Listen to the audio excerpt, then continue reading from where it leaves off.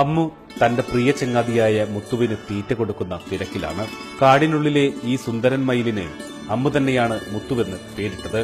2 വർഷം മുമ്പ് ഊരിലെത്തിയ മയിൽ സന്ദർശനം സ്ഥിരമാക്കിയതോടെ അമ്മുവും മുത്തുവും അടുത്ത കൂട്ടുകാരായി. 9ാം ക്ലാസ്സുകാരിയായ അമ്മു രാവിലെ സ്കൂളിൽ പോകുന്നതിന് മുമ്പ് തന്നെ മുത്തു ഊരിലെത്തും.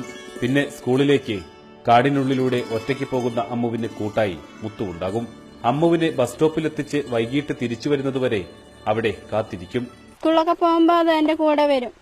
കൂടെ വന്നിട്ട് ബസ് കയറ്റി വിട്ടിട്ട് മരത്തിന്റെ മുകളിൽ അങ്ങനെ 4 മണി വരെ ഉണ്ടാവും. അതിനുശേഷം ഞാൻ സ്കൂൾ വിട്ട് വന്നാൽ മയില് മരത്തിന്റെ മുകളിൽ നിന്ന് താഴേക്ക് പറന്നു വരും. അപ്പൊ എന്റെ കൂടെ അങ്ങനെ മയില് താഴെ വീട്ടിലേക്ക് വരും. വൈകിട്ട് വീട്ടിലെത്തിയാൽ അമ്മു ആദ്യം ചെയ്യുക തന്റെ കൂട്ടുകാരന് ഭക്ഷണം നൽകുക എന്നതാണ്. പിന്നീടാണ് മറ്റെല്ലാം. ഈ അപൂർവ സൗഹൃദമാണ് അമ്മുവിനെ പ്രകാശം പരത്തുന്ന പെൺകുട്ടിയാക്കി മാറ്റുന്നത്.